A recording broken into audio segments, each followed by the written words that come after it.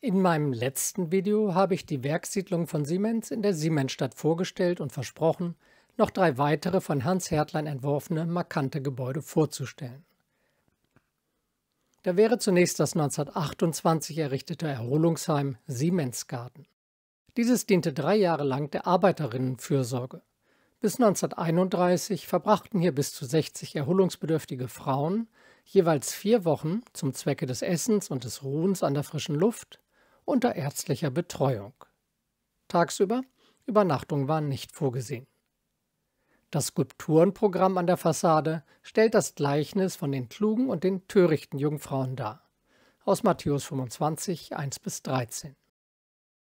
Links vom Eingang sieht man die 5 klugen Jungfrauen, die achtsam ihre gefüllten Öllampen tragen, rechts die törichten mit betrübten Gesichtern, die offensichtlich leeren Öllampen am Arm. Vermutlich ein Hinweis darauf, seine Kräfte sparsam und klug einzusetzen, so man das als Arbeiterin bei Siemens konnte. Die Ecke des L-förmigen Baus wird durch einen puttobekrönten Brunnen des Bildhauers Hermann Hoseus betont. 1932 änderte sich die Nutzung. Der 25 Jahre zuvor gegründete Verein der Siemens-Beamten erhielt das Gebäude als Vereinsheim. Unter den Nationalsozialisten erfolgte die Umbenennung in Kameradschaft Siemens. Ab 1952 wurde das Gebäude als Clubhaus Siemensstadt genutzt, 1997 dann umgebaut und seitdem dient es unter dem Namen Eduard-Willis-Haus als Wohnstätte und Beschäftigungszentrum für Menschen mit geistigen Beeinträchtigungen. Noch markanter sind die beiden von Hertlein entworfenen Kirchenbauten. Schon das preußische Ansiedlungsgesetz schrieb den Unternehmen vor, Kirchen für die beiden großen christlichen Konfessionen bereitzustellen.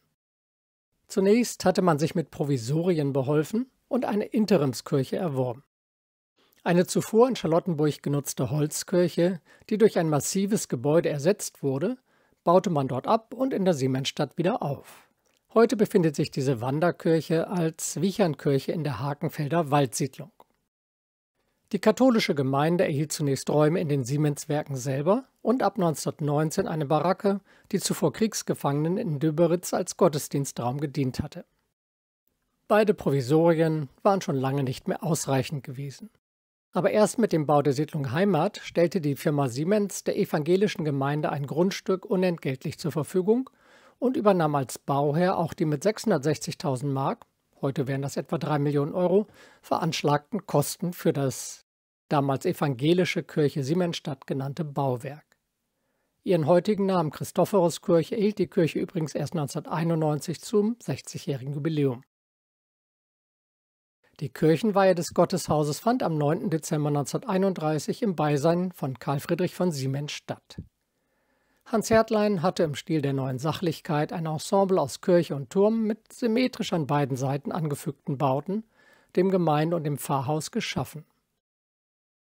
Vor dem alles dominierenden, zurückgesetzten Kirchturm befindet sich ein erhöhter Platz. Der Turm entspricht einerseits märkischer Tradition, andererseits wurden viele Kirchen der 20er Jahre in Berlin in dieser Art gebaut. Die in unregelmäßigen Abständen eingefügten, stark gebrannten, fast schwarzen Klinker unterstreichen den handwerklichen Aspekt, gleichzeitig steht die Kirche in starkem Kontrast zu den umliegenden, hell verputzten Wohngebäuden. Über dem Vordach der beiden Eingangsportale sieht man 3 Golgatha-Kreuze, das mittlere in vergoldetem Klinker. In Höhe der Glockenstube mit 4 schmalen Schallöffnungen folgt die Turmuhr und darüber 7 kleine Öffnungen, die dem massiven Turm etwas mehr Leichtigkeit geben. Links und rechts des Eingangsbereichs finden sich 2 kleine Fenster, deren Schutzgitter mit den Symbolen Fisch und Vogel im Gegensatz zur strengen Architektur verspielt wirken. Hinter dem Turm befindet sich, von vorne kaum sichtbar, die eigentliche Kirche. Ein runder Zentralbau, in dem der Gemeinschaftsgedanke symbolisch in eine bauliche Form gebracht werden sollte. Der Durchmesser des Kirchenraums beträgt 21 Meter und hat eine halbrunde Altarnische als optisches Zentrum. Erst kürzlich wurden dort die geometrischen Ornamente freigelegt, die lange überstrichen waren. Sie sind in Berlin einzigartig und hinterlassen einen besonderen Eindruck.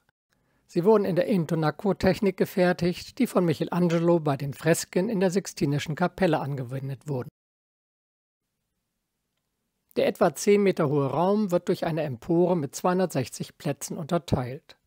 Unten finden 450 Menschen Platz. Prägnant ist die durch den Bildhauer Josef Wackerle gestaltete Decke mit einer im Rund angebrachten biblischen Inschrift. Im Zentrum ziert sie das Auge Gottes im Strahlenkranz, umgeben von den 4 Evangelistensymbolen.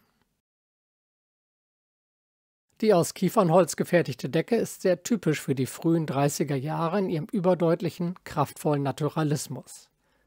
Auch der Empore sieht man an, dass sie von Wackerle entworfen wurde. Die ursprünglichen Kirchenfenster aus marmoriertem Antikglas sind auf der Westseite erhalten geblieben. Sie tragen christlich-biblische Symbole, aber auch das Wappen der Familie Siemens, das eine weiße Rübe mit Wurzeln zwischen 2 Sternen zeigt. Alle Fenster auf der Ostseite wurden zwischen 1959 und 1991 neu eingesetzt. Die 1931 erbaute Orgel stammt von der Ludwigsburger Orgelbaufirma Walker und erfreut Gottesdienst- und Konzertbesucher mit ihrem originalen Klangbild der spätromantischen Orgelbewegung. Sie wurde 2004/2005 grundsaniert und kann nach Voranmeldung besichtigt werden. Am Tag des offenen Denkmals ist eine Besichtigung der gesamten Kirche mit Aufstieg auf den Turm möglich. Eine Gelegenheit, die ich gerne genutzt habe. Also steigen wir mal nach oben auf den 32 Meter hohen Turm. Auf halbem Wege kann man sich vorsichtigen Schrittes unter das Kegeldach begeben und in der Decke die Verankerung der neuen Lichter im Kirchenraum sehen. Danach geht es vorbei an den 3 Bronzeglocken, die noch ihren historischen Antrieb besitzen. Was muss ich tun? Läuft's noch?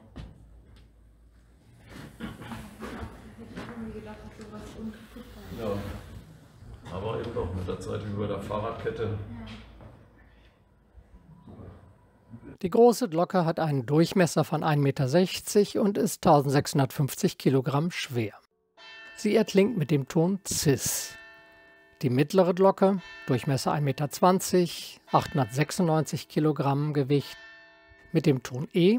Die kleine Glocke, 1,5 Meter Durchmesser, 650 Kilogramm, mit dem Ton Fis.